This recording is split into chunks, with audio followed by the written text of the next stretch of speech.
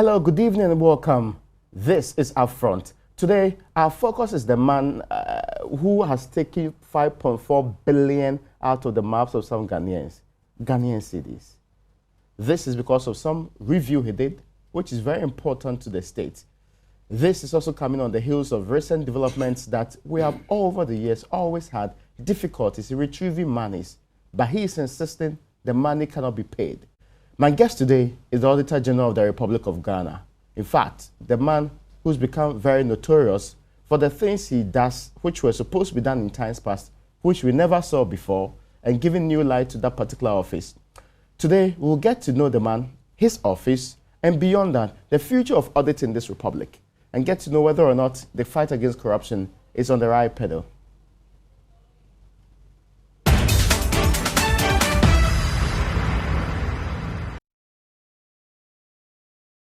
You're welcome back. This is UPfront. My name is Raymond Alqua, and as I did say earlier on, my guest is the Auditor General of the Republic of Ghana, the celebrity Auditor General of the Republic of Ghana, Mr. Daniel Domilevo.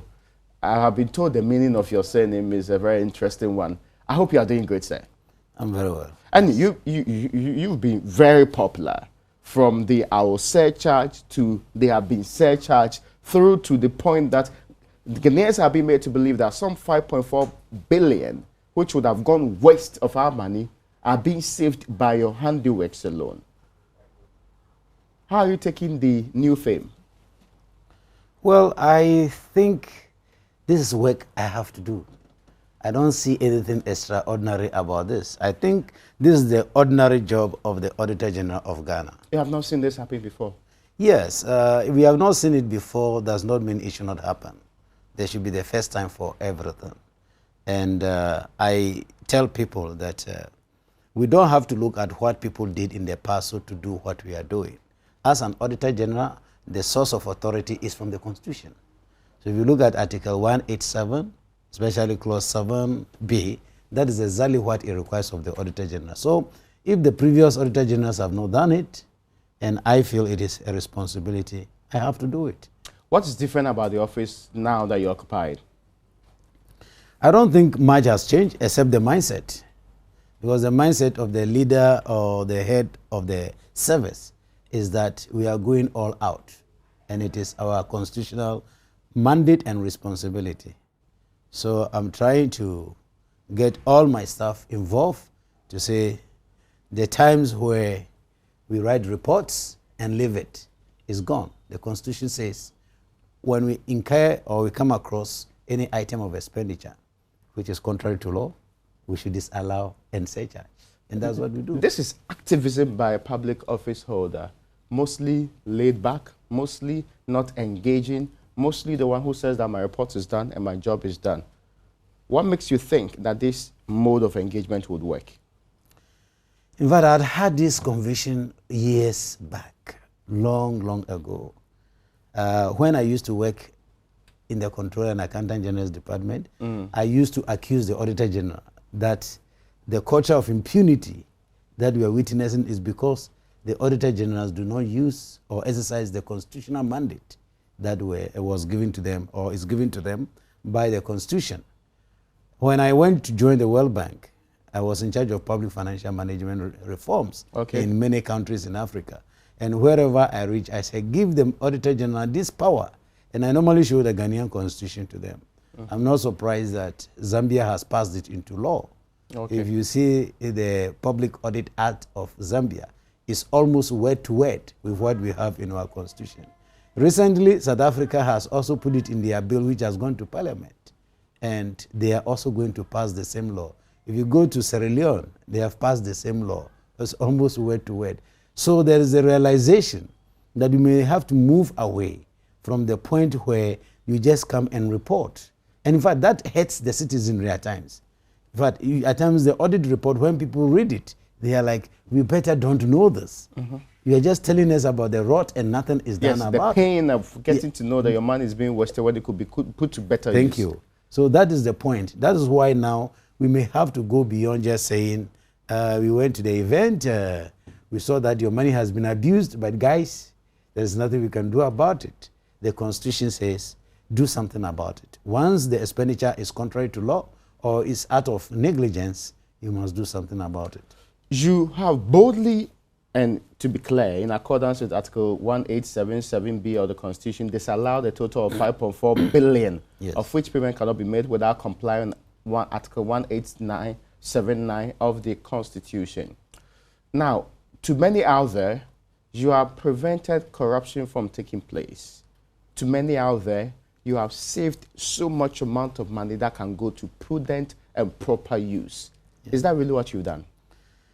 Yes, let me explain it again. When the issue came out where I heard on radio and TV the first time from His Excellency the Vice President that the debt or liability left behind was about 7 billion, I said to myself, should we sit back and allow this money to be paid? Just in case, this is what I said. I said, just in case, even 1% of that is fictitious. That is 70 million. Okay. So I looked at it and said, no, I'll go for it. I'll go and check. If I'm able to save that 70 million, that is of the 7 billion, okay? Then we approached Ministry of Finance and said, look, collect all the debts. This is what has come to you. Go back, ask them, is there anything left? We want to know the total liability, because after that, we will close the door. If you bring any claim, you don't have to honor it. Okay. So tell them they should bring out everything.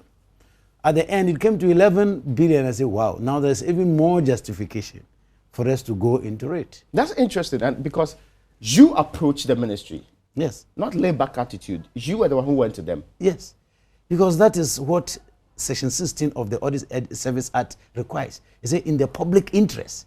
When you see something will be in the public interest, the Auditor General have to go in and do a special audit or review.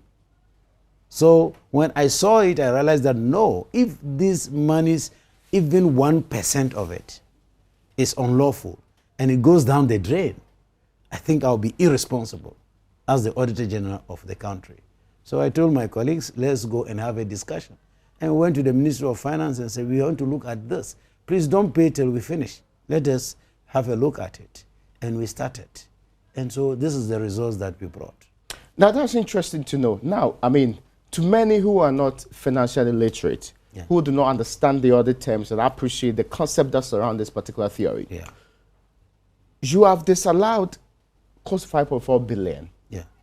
Is there a risk that a chunk may be allowed if, for example, they are able to produce documents in this case? If you read my report, you will see the point where I activated the Clause 7 of Article 187 to say I've disallowed this expenditure. I went ahead to advise that anyone who is aggrieved by the disallowance must go according to Clause 9 of Article 187, which is appeal to the High Court for the High Court to turn my decision upside down or to reject my position. I am not of the doubt that some people may have a genuine case, because if you remember, the chunk of the money is because we couldn't get any documentation. Yeah.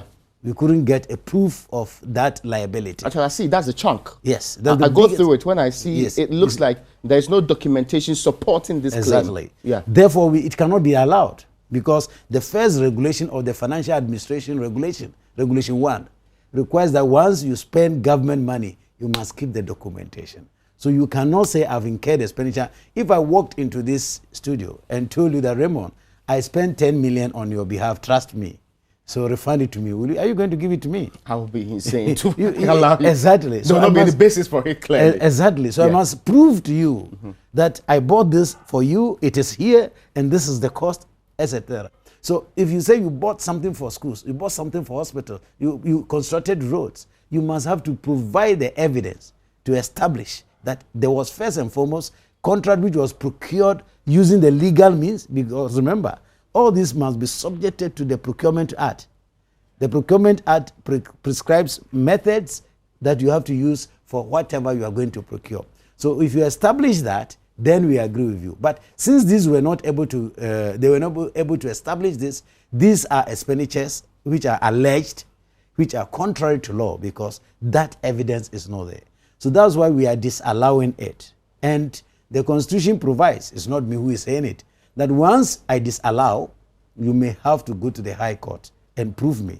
So people will see it, because some of the claims we seriously think that they cannot win the case. So we want them to get to court, and there the show starts. When you say the chunk of it was because they could not provide documentary evidence to support it. Yes. There's the possibility that when they're able to provide these documentary evidence to support it, even in court, they will be allowed to take the money from the Ministry of Finance. Yes, if they're able to provide proof that there was a valid contract, the infraction is on the side of the ministry, who was not able to. Remember, we said most of the time we couldn't find the documentation. So if they're able to prove that yes, there was a valid contract, government is actually owing, but the ministry failed to provide the auditors with this information, the court will look at the evidence that they have, provided we don't have a counter evidence. If we have no counter evidence, then they may win the case and take their money. So your work on these 7 billion reviewed, it's not really done. It's not done. That's interesting, because I'm coming to the point where many of them go to court, which is possible. Yeah. They go, they provide documentation. The court says, let them take back the money. Yeah. Then the people who are hailing you as a hero, some will come to the realization that, hold on, why are they giving back the money to these people that we thought had wrongfully taken our money in some ways, or were demanding our money wrongfully? Would that not lead to some despondency, disappointment, and later on they may even accuse you of actually being complicit in this matter that you disallowed first and you are now allowing? Fantastic. That is actually the reason why we didn't just stop the payment, but we disallowed it. Because if I had only stopped the payment, people would have brought documentation to me. I may look at it and say, oh yes, you have a valid case, so go for your money. People will say they came to see me and gave me some percentage or offered me something. That's why I allowed it. That's why I went to the full end to activate the constitutional powers to disallow it. In that case, the person is going to prove his case in court, in the public domain. People will be there to see that he has been able to establish clearly that there is a liability. So let me say it that auditing is in various stages. Okay. We have reached a stage where we can disallow. Okay, I get you. What we are trying to say is that in the absence of any sufficient document to prove the contrary, that liability does not exist. Did you write to all of these claimants specifically asking for documents to support it? No. We are not auditing the supplier. We are auditing government institutions. That's interesting. People should know where our audit goes. I'm not auditing the private sector. Okay? So in this case, the people who are actually making the claims, and not, of course, they are making it through ministries and departments. Yeah. The people who are actually making the claims, the contractor who might have worked or might not even have done anything at all. Yeah. You did not interface with this group. No, we have nothing to do with them. The law actually provides that once you incur expenditure or you buy something or you spend money on behalf of government, you are supposed to keep your document for the purpose of audit. That is the rule number 1 in the Financial Administration Regulation 2004. Okay? So in the course of our audit, let me explain the process for you to understand what happens. Before we do an audit like this one, we wrote to the various MDAs to tell them we are coming to do this audit, and this is the purpose why we are doing that audit. And we normally give them a date where we say we will come to meet with the management, the top management, and tell them the purpose and the duration of our audit and what we expect from them. We call that the entrance conference. So at the entrance conference, we tell them what we are looking for, your responsibilities, your duty, the documentation we need from you to prove your case. That ends it, and then the audit begins. In the course of the audit, we come across transactions that we don't agree with you. We raise what we call audit queries or observations. So we will say that, look, but you've given us this voucher, that there's a payment here, but the supporting documents, they don't add up. So what is the reason for this? Or you say that you are owing. Good, fine. Where is the contract? You pull out a contract. You say, yes, you have a contract signed. But when was this job advertised? When was the evaluation done? When was the contract awarded? Give us that evidence. Because if you advertise it, You can have press curtain and even copy of your advert. There will be an evaluation, a team who did the evaluation, a tender committee approval minutes, etc. will be there. So give us all that. So there are a lot of documentation we don't have. Give us this information. And the law, that is the CI 70, the Constitutional Instrument 70, which is the Audit Service Regulation, provides that when we raise those observations, you are supposed to respond before we leave the audit site. So this is the ministry or department or agency? Yes, or the department or agency. Not the third-party contractor? No, not the third party. Okay. We are not auditing him. Okay. So what happens is that during that time, the ministry or the department has all the time to collect whatever information which is lacking from whatever source and give to us for us to have a look at to see whether it is okay. Now, the law provides that when we are concluding our audit, we do another meeting with you. We call that the exit conference. That's when we will tell you that, Raymond, we came to your ministry or department. We identified 5 issues. You were able to satisfy us with 2. 3 are still outstanding. And we need evidence to support or to clear those issues. So that is the exit conference. When we come back to our office, like this audit, we issue what we call management letter. We write back to the institution to say that the audit that we completed, we have these issues still outstanding. You have not cleared them. And Section 29 audit of the Audit Service Act provides that you have 30 days to clear that. Okay? After the 30 days, if you don't clear it, we go ahead and presume you have no evidence to your defense any longer. So we gave the 30 days. In this particular exercise, we didn't give 30 days. We gave 60 days. I told my guys, I know these people, they are very slow. Give them more time so that they can gather whatever information they have and bring it. That's a very damning verdict on the public service. Yes, of course, I know. Even with the 60 days, where was the information? It was not coming. So I said, give them 60 days. And even after the 60 days, some still came after the 60 days. But all those who came before we finalized and we went to print, we still took their explanation, looked at it and said, no, this is not good. Or it is good, we will take it into consideration. So after doing that, before we issue our report. I get your point. Now, who are the people you deal with in the ministry? When we go to the ministry, we are dealing with the chief director. Okay. We are looking at the director of finance. We interrogate the internal auditor, okay, the director of administration, the head of procurement, all those people who have a role to play in incurring expenditure one way or the other. It depends upon the nature of the expenditure. For instance, if it has to do with something on payroll, which you say people are owing, you have to go to the human resource or the director to find out how many people did you employ, when is it, and blah, blah, blah. Let's talk about culpability. The argument from some politicians is that this is the clearest example that you cannot hold a politician responsible for the conduct of the ministry. And that, in fairness, it is some people who are supposed to be at the various levels, like directors, chief directors, director of finance, who are to be held responsible because they receive these claims, they vet these claims, they finally get to be the one deciding what happens. The one to be held responsible is the one whose name is on the record. So if a minister, you approve something, we will question you. If you're a chief director who approve it, we will question you. Our questioning, as far as our question has nothing to do with political or non-political position. Oh, okay. It has everything to do with your name. Because remember, the Constitution says we should surcharge the one who authorized, okay, or paid. So if it is a minister who authorized, instead of a technocrat, we will have to question. So if it's a technocrat, yes, why not? By this authorized or paid, for example, the authorization may come from the Ministry of Roads and Highways. Yeah. The payment may come from the Ministry of Finance. Yes. Are both supposed to be held culpable? The Constitution says the one who received can be held culpable, the one who paid can be held responsible, the one who authorized. So all of them. That is, for instance, if Ministry of Finance is making payment with reckless abandon, without ensuring that the genuine documents that are required for payment are there before they make payment, they are also culpable. The one who authorized without ensuring that there is a valid liability before they pay is culpable.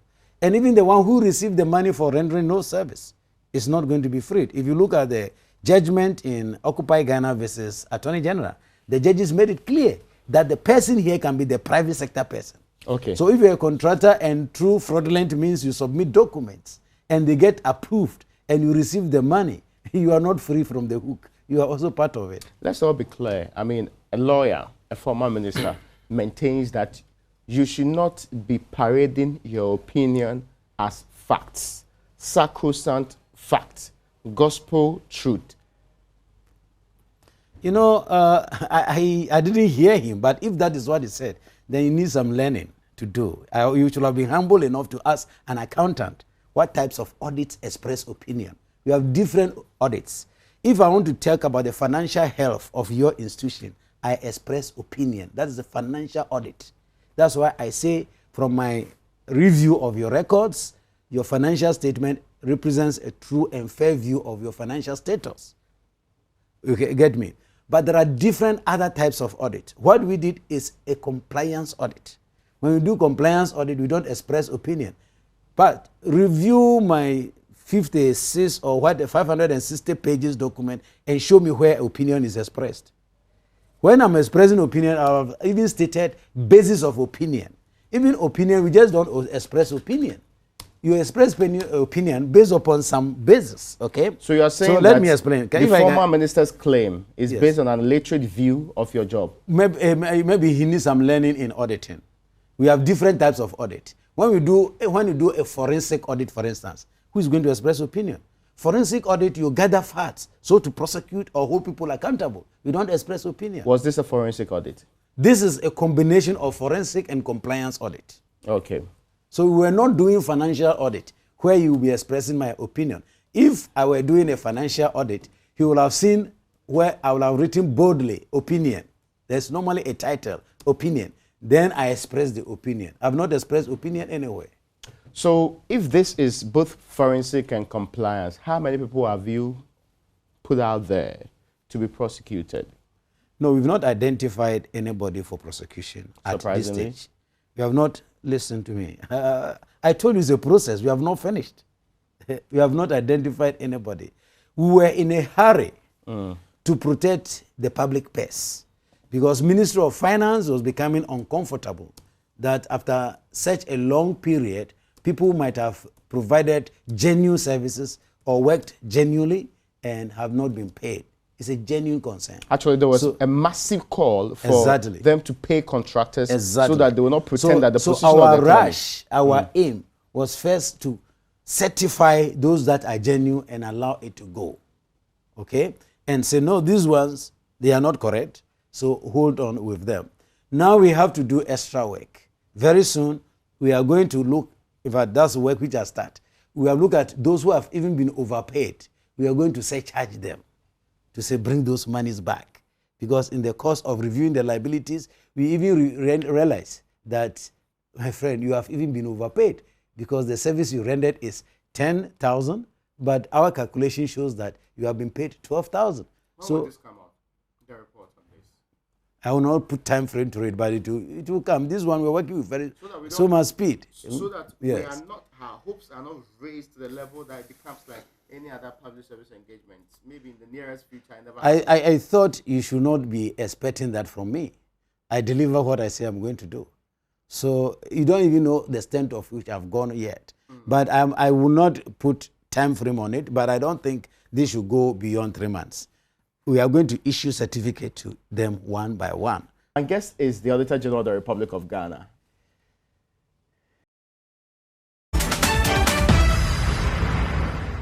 You're welcome back. This is Upfront. My name is Raymond Akwa. My guest today is a man, this is my second time I'm engaging anyway. The first one, he made promises. This time around, he seems to be delivering on some of the promises, and that's why we have him here. The Auditor General of the Republic of Ghana is Daniel Domilevo, and we're having a conversation on the structure and how things work in these ministries. The claim is that some people are to be held responsible and others not held responsible. Then we moved on to understand whether or not you express an opinion and cannot be paraded as the whole truth in this case. And that's where we were saying, and you sought to say that that is a misunderstanding of the job you did in this case. Yes. And that this was both forensic and compliance audit. Yes. So it is good for people to understand that there are different types of audits. what they normally see about companies audited financial statements is expression of opinion, because the auditor goes and look at the financial statement as presented by the accountant and goes into the records to see, do we have sufficient information supporting the position being put out there? I get you. Then he expresses opinion. Okay, it's different from when we do compliance audit or when we do forensic audit. In the compliance audit or forensic audit, one does not express opinion. And one, if somebody wants to challenge me, you should look at my report and show me where I expressed opinion.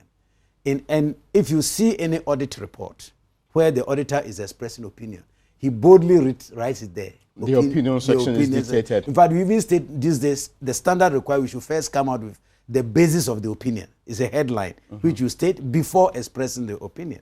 I did not express opinion. So this true reflection of whatever was not in your reporting anyway. When we say that you supplied items worth 200 and you were paid 300, is that an opinion? And we are quoting the invoice number that you supplied the item. And we are quoting also the check that was used in paying you. Is that opinion?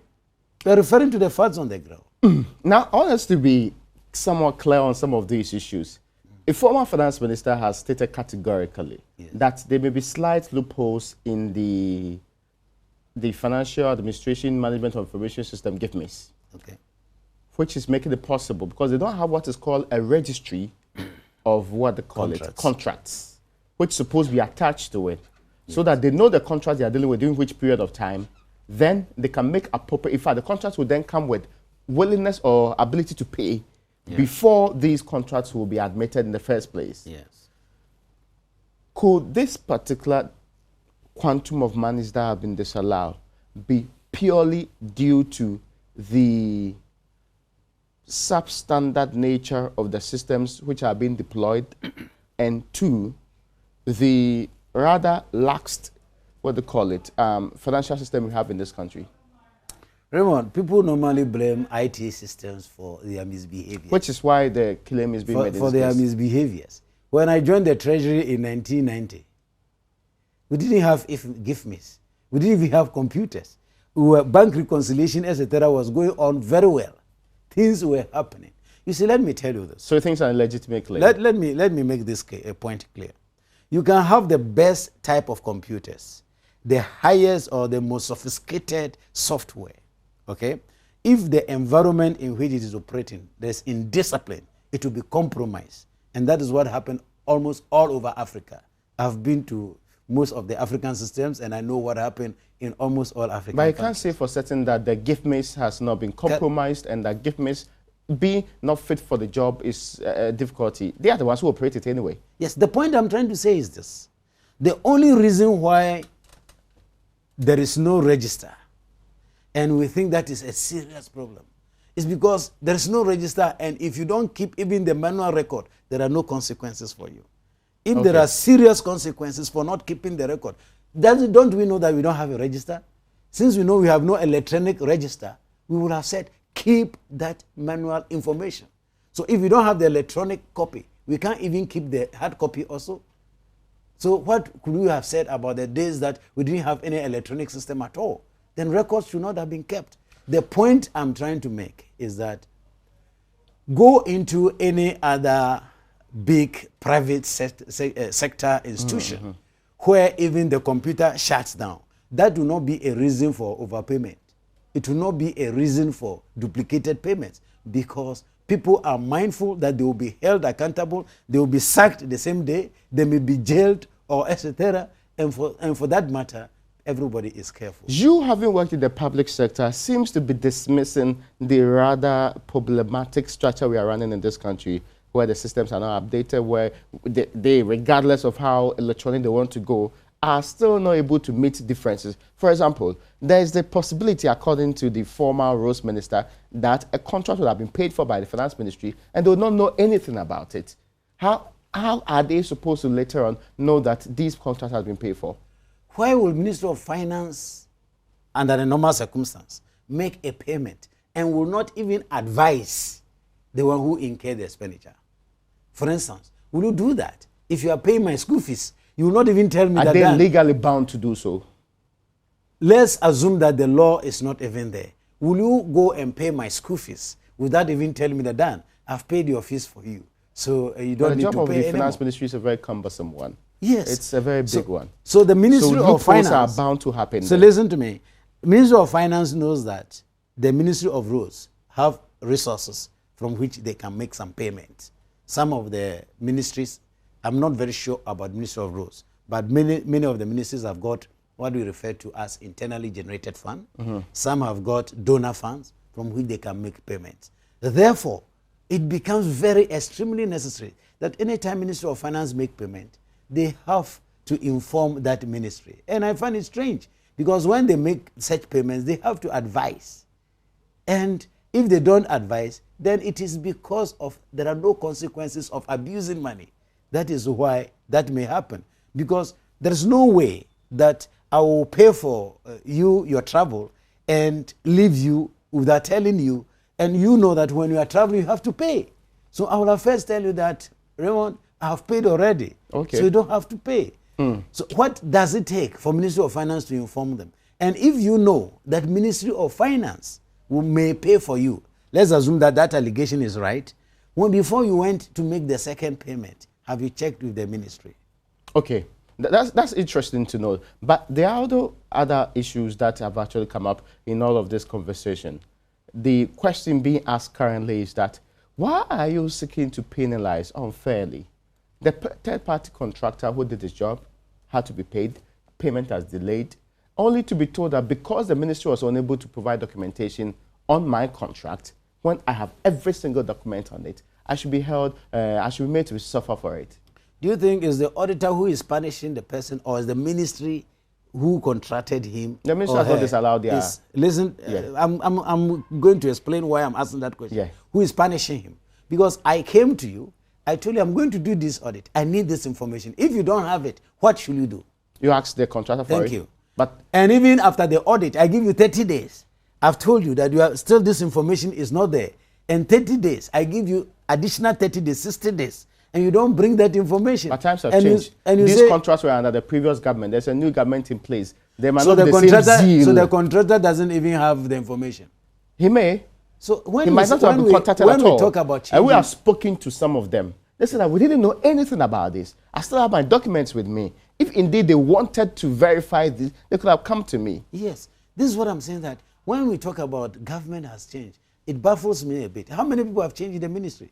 It's not just a minister and maybe 2 or 3 deputies who have come. It looks like... You mean all those guys who are there have also changed? The chief director has changed. In fact, all those I knew in 2016 are still at post. But that's interesting. The chief director has changed. The financial controller has changed. Internal auditor, the head of administration, all those directors have changed. The procurement officer have changed. In a country that also improves its doing business record, would this not be a way of making private people, who are mostly these contractors, suffer unduly? They are not to suffer unduly. They have to now go to court, respectfully. Of course, yes. But it's legal fees, that's a huge thing to do. Yes. When I have to make claims that I'm supposed to be paid ordinarily, it has delayed first and foremost. And secondly, I'm being asked to go and make legal fees payments before I can get this money. Yes, Raymond. The value of the money has even deteriorated. Yes, Raymond. What about the other side of it? If they were only taking our money for free? Have you looked at the other side of the coin? What about if there's no justification for it? In fact, as I sit here today, my position is that those expenditures do not exist until they prove otherwise. I get your point. Now, you're also saying that in the nearest future, you are actually compiling the list of those who ought to be prosecuted. Yeah, if you see in our report, many of the pages, you see that we said this one has been overpaid. So they are the next target. We are looking at collecting those monies. From the contractor now? Oh, yes. We are going to collect the money. So when it comes to audit, you will not contact the contractor. But when it comes to retrieving money, you can contact the contractor. Yes. Because our records show that you have collected government money with that justification. Interesting. That's why we are coming after you. What's the number? The amount, I don't remember exactly. It's around 50 million. I've forgotten the exact figure, but it's in our report. When we check, I was talking about the number of contractors in this case. Oh no, I don't know the total number of contractors. Okay, I get your point. So it is only when we finish that. I want to collect my money first. Okay, so it's in steps. So when we finish collecting our money, then we can move on to the next stage, which is making available to the Attorney General or any of the prosecuting authorities who are interested, those who we think were fraudulent in this case. Because some of the cases, we are not retrieving money, but clearly all the debts have been paid and they have submitted again. So why will you submit a claim? The Supreme Court says that the disallowance and the surcharge can happen, but they should be prosecuted. Yes. In fact, in the consequential orders given, the fourth one talks about we should take steps, in fact, Attorney General should take steps to prosecute. So that's where we have to, mind you, when it comes to prosecution, the ball is in the court of the Attorney General. It is not in my court. So now we have to work with his office or whoever she will delegate it to say, work with these guys. And then when we provide the evidence, she may look at it and say, look, your evidence is not good enough for me to do prosecution. So forget it, or it is good for me to go and do prosecution. So that one, I cannot speak authoritatively on it. It is in the court of the Attorney General. Is this a preventive measure? Say again? Is this a preventive measure? Very much, yeah. Because the payment which will have gone is not going. Okay. How about those who have been paid and overpaid? Yes, that is a corrective. You see, we have preventive measures, we have corrective measures, and we have deterrent measures. Is this something you would want to continue? That is the nature of the audit as long as I remain in office. To be honest with you, I found it very painful when the Supreme Court asked me that you should go and collect those monies in the past. And the records keeping and everything is anyhow. Oh, so there's a problem with record keeping in your office too? No. When you go back to the guy and you want to collect copies of that voucher, for instance, if I say charge you, I must build a file, okay? Let me explain for you to understand. I'm not talking about record keeping in audit service. I'm not holding brief for them. Their record keeping is nothing better though. So I'm not holding brief for them. But the point I'm making is that if I'm doing the general or what we call the regularity audit, I come to you and I say, Raymond, you collected 10 computers. 2 are missing. But you can't show us how you issued it, who received it from you. So we are holding you responsible. And you agree. You respond to say, yes, they are missing. I can't find them. I have not issued it to anybody, but I cannot find them. It is enough for it to say that you are responsible in a regularity audit. That's where we are not going to hold you accountable. Do you get a point? Okay, I get you. But when we come to forensic or compliance audit, where we are going to hold you accountable, we need you to even acknowledge it yourself, and we need copies of the document which shows that you actually receive it. Because when we go to court, the lawyer is going to say that, my lord, where's the evidence that my client even received computer? It's only that the head of the institution acknowledged that he received them. Okay. So when you go back now and you are looking for those information, it's very difficult. So, and the transaction cost is very huge, even going back, even if you find it. So now what we are trying to do is that we are incorporating that into our audit plan. So in the course of the audit, once they chance upon an expenditure of an item of expenditure, which they think is contrary to law, we trigger the process from there. So they collect all the evidence. Okay. So we may not even finish the audit. The certificate may be served on you before we finish the audit. That's interesting. Because if you read the Constitution, it says in the performance of my functions. This is when I finish. Okay. Now, previously, some people were surcharged. You were going through the process. The number increased from the initial 11 to a number by end of year last year. How many have been surcharged today? Oh, you didn't tell me you're going to discuss that. It is important. I don't clearly have it in mind. Always have the number. I don't know. I don't keep. Have you exceeded the number that we knew as of last year? What number did you know? We're actually into the 60s or 80s. Oh no, we are far more than that. But I don't remember the exact figure. I don't speculate. I would like to see. We are far more than that. And mind you, even last year, people didn't read what they saw in the press well. We didn't say we had surcharged 62 people. I don't know why people read it that way. We said it was 62 that we could not serve, so we were giving them public notice. Oh, okay. So as at that time, we have served more than 62. Number which you cannot tell me. Yeah, so people, I don't want to say... You also say you are going to take a decision on whether or not to publish the names of these people in the open so that we, the people of this republic, will get to know them. Yes. Up till now, we've not seen that. The report has not yet come. It has delayed, but it will eventually come. You seem to work fast on some reports and delay others. Say it again? You seem to work fast on some reports and delay others. Those that are going to block a loophole, you must be very fast. Oh, if it's a preventive, You see, if I realize the water is escaping, I must block it immediately. That's why that one. Remember, I told you that the rush was to be able to allow Ministry of Finance to pay genuine contractors and stop the what I call the suspicious or the questionable ones. I get you. But these ones are expenditures that has been incurred already. It's gone. The money is gone. So we have to take time and produce our report and produce well. And mind you, this is at a different pedestal as against the other. When are you going to put it out there, the list we are talking about? You always want to get time from me. Hold on, when I'm ready, I'll put it out. No, because you always say when you are ready, but you need to give us timeline so that we know your operations for the year. Yes. Okay, so this is 2018. Yes. You said this in 2017. Yes. We are still in the new year. Yes, we are in the new year. Yes. Anytime I think of publishing the report, I see something more exciting. That's what is extending my Interesting. period. I see something that more sounds extending. to me like you're never going to publish this report. I will. I'll cut off at the point in time. I 2 weeks ago, I told my guys, no, this one, if we don't include it, I won't publish. Okay. So that's what is delaying it, but it will eventually come. You have a notice on your website for declaration of assets and liabilities by public office holders. Yes. And interesting, you are using a digital address. Yes. You are the only public officer I've seen use the digital address anyway. See, it's interesting. You are asking public officers to submit their assets and liability declarations. Yes. First and foremost, let me be clear. When I spoke to you last year, you told me that you were going to put out there those who have not yet submitted their assets. And why are you putting a notice of reminder to the people when you're supposed to be publishing their names out there? Yes.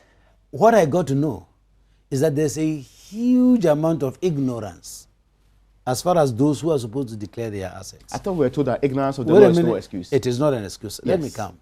We are not in a trial court. If you are in the jail, you are before the judge, yes, you don't have to use that. You are before an auditor. So auditor, we think as a preventive measure, we also educate. Okay. Because at times we realize that the infractions is based upon education. People really think that it is the responsibility of politicians to declare their assets and liabilities. If you read the Constitution, if you read Article 286 of the Constitution, the people there, yes, President, Vice President, Speaker, Deputy Speaker, Ministers, Members of Parliament, then it goes to the Chief Directors and whatnot, etc. It even touches on corporations, companies that are owned by government, etc. So all those people, I'm sure that the lecturers in the university are laughing, say that people are going to declare. They don't know they are all part of it. So it's a huge number. That's why I thought, let people even understand that they are all in this. Even after that advert. You are saying that university teachers are supposed to declare their assets? They are public servants. All public servants? Yes, they are public servants. Oh. Really? Excuse me, they are not. No, they are. I'm not doubting that. Thank you. But we are not really concerned about how the university lecturer is getting assets. We're talking about big-time politicians who I don't can think be the Constitution is about what you are concerned about. The Constitution has identified those who should declare their assets. Are you with me? Actually, I had a big laugh yesterday. Hold on. It includes officers of the police service. Yes. And by this officers, I just looking at, are you saying that every policeman should also declare their assets? I didn't say that. It talks about a rank. You must, at a certain level. Yes, officers, right? Yes, yes. And also officers of the prison service. Yes. And any government institution whereby your salary is equal to or higher than that of a director. Remember, you are looking at all directors. Listen, you are looking at the Constitution, but at 550. Yes. Expanded it because the Constitution says it may be added. We may add to it. Because that's what I'm seeing here. So if you look at 550, once you are a public servant, and if you want to ask me what is a public servant, look at Article 190 of the Constitution. It actually differentiates the institutions. Exactly. Yeah. All of them are public servants. So they all have a duty to declare their assets. Okay. And that is huge. I get your point. Yes. But those we knew who were supposed to declare, President, Vice President, Ministers of State, did they declare as of the end of 2017? All of them. Since you did not publish a list. Yes, I should think majority, if not all of them, have declared their assets. No, this answer is not complete. I cannot tell you. Because we've spoken about this before. Yes, and you made a promise that within 2 months you are going to put out the list. For you, I didn't say that. No, you said it to the people of this republic. No, I didn't say I was going to bring you the list. No, put it out there. I've not seen it on the website. I'm a regular visitor of that particular website. we will start charging you fees for using our website. That's interesting. But the truth of the matter is this. Let me also come back to address some fundamental issues here.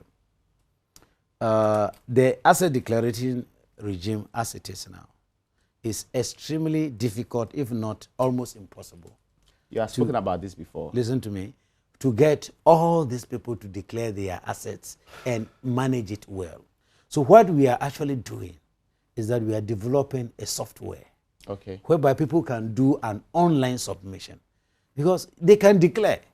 Tomorrow you come, you can't even find your records. If you go to our place now, if you see the rooms where all the declarations since those years are there. And so we are trying to come out with a software also. That is why we are hastening slowly to see that, because if I force everybody to declare their asset now, it is counterproductive. Is it not only what the law stipulates? Yes. That they have to? They have to, yes. They don't have to be forced to do so. Yes, they have to. They have to do it. So the point I'm trying to say is that if there's a glut now in my office, everybody comes, all these guys, huge number of people. Some don't even know that they are part of it. We want you to start from the ministers and the officers. They have that's the basic ones. That's why what are you zooming on ministers and? Because they are the ones that people actually are looking at in this case. They are the ones who get to have big buildings after leaving office and all of that. Good. That is what the public thinks. The Constitution didn't put them in any order of priority, did they? The Constitution? The Constitution said the first one should be this one. The second should be this. So why do you want me to zoom on a particular? Let me be honest with you. We are going to get there. Be rest assured. When I promise this year you publish the list? Well, definitely what is going to happen is that I am not thinking of bringing the list to the public domain, but when we do the statistics, we are going to collect from each ministry, department, corporation, etc. Those who have not declared, I'm going to comply with the Constitution. I'm going to send it to the CHRAC and say, these people have not complied with the constitutional requirement. The Constitution says you should report to you. I'm reporting to you. Are there timelines? For when you... collecting this information. And yes, and taking it to... Oh yes, I'm very sure that maximum by June I should be able to collect this information. Okay. And I'm not trying to collect it also on paper. That's my problem. Because I'm trying to do all these soft copies. We are developing a program where we send to them. They just click on the link and register and tell us if they have declared or not. If they have declared, they give us the receipt number, etc., so that you can verify. If you cannot give us that receipt number, etc., it means you have not declared. So that makes it easier. We can just run a program and get those who have declared and those who are not declared, instead of going with pieces of paper and say, let's write names and later on go and type it, typographical errors, etc. Okay, so we're actually in February. When should we expect this year's, what they call it, audit report of MDS? Which report? There are the MMDS. Yes. We will try to hit 30th of June, which is the constitutional date. But remember, that you have the funding to do that. That's what I was going to say. As we sit here, Ministry of Finance has not released the money yet, and I don't know when they are going to release the money. So if they release the money on time, I will do my best to hit the 30th of June. In fact, last week, I think last week, I went to the Ministry of Finance to tell them that the more you delay, the more I'm going beyond the deadline. So the more you are engaging in illegality. Where is the illegality? That you are exceeding the period for which you submit your report. Is that what we call illegality? Is that not it? There must be actus reus and mens rea. Oh. There must be an action and there must be intention. Please. I must be... Okay, let's take a break. When we come back, we'll conclude on this conversation. All right. My guest is the Auditor General of the Republic of Ghana.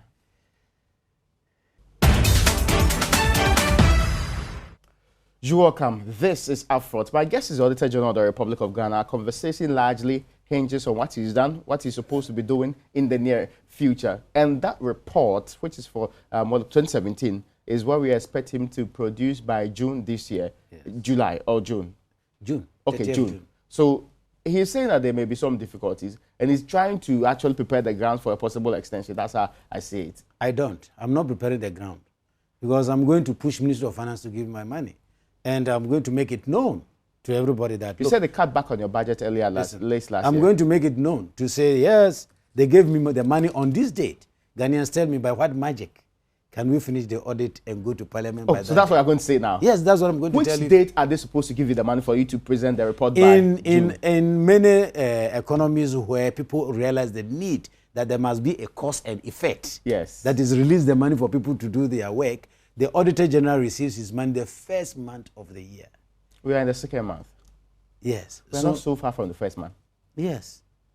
So that is a delay. So when you get the money this month, you see that one is not a problem for you. It's only when I go to the second month of Yeah. after the distance, that's the problem. Isn't Yeah, but it? we all have constraints in the performance of our duties. Yet we have to do it. We have Yes. to meet the timelines. Yes. Therefore, if I don't have the funding to do the audit, I should just produce a report.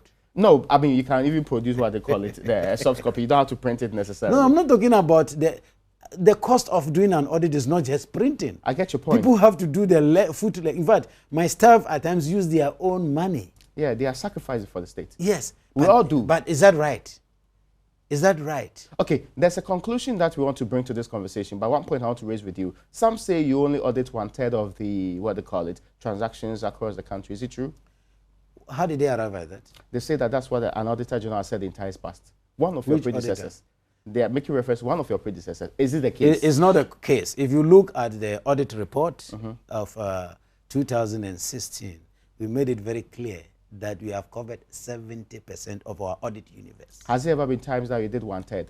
I don't know. I've not checked. Maybe Okay. that is before I came in. So you covered 70%. But 70%. And let me clear that erroneous impression. In audit, we don't do a census. We do sample, depending upon the risk analysis. Yeah, that's what I'm saying. 1/3 is what has been So happening in wait a times minute. So there is the people should not expect 100% that you will come to every secondary school every time. We do risk analysis. Okay. Depend upon your risk level, we will come to you every year. Depend upon your risk level, if your systems are reasonably good, we may come to you once in every 2 years. I get your And some point. of the people, their systems are quite good, so we may come to them once in 3 years. Have you But if you recruited- don't, Have you recruited fresh staff? oh yes, we recruit some staff recently. Do you have forensic scientists now? Yes, we have. We got about 3 or 4 more. Do you have a crack team of lawyers now? Yes, we also Not your old recruited- legal department. I'm talking about crack team. Yes, we That have who competency. said that? Who said that my old lawyers are not crack? Are you trying to impute any? The evidence of the work they have done in times past is what The we're talking lawyers? about. I'm talking about the department. Okay. In fact, I've heard Auditor General say that they may not have the legal competence to do some of the things that you say you can do. For example, prosecuting people. You see, when people have not challenged others and they make those assertions, I find it very difficult. Personally, before joining the audit service, I didn't believe that we have that caliber of people in there. Today, when I go out, in fact, when we have what we call INTOSAI or AFROSAI, that's the International Organization of Supreme Audit Institutions, I normally boast to say that, look, I have the people. Because if you go to audit service, you may think that we are only accounts people. No. I have engineers. I have architects. I have quantity surveyors. I have lawyers. I have different caliber of persons over there. Okay? So the people have not been given the chance to show their potential, to show what they can do. Now people are eager to do a whole lot of things. Believe you me, I was impressed to meet one of my ladies who came to me, staff who came to me and said that I can do construction audit. And I said, wow, what is that one? He said, I was trained in Russia. I can go into construction site and prove to them that the quality of the work they are doing is shoddy or is up to standard. So we have it. I get you, but I'm not sure that when the plethora of work come to bear, you will not be using the numbers as an excuse in this case. It will deliver on the job. We will deliver on the job. Okay, now one of the issues that's also come up is people are asking the question, what will it take to buy you, compromise you? What will it take to buy me? Compromise you. Wow.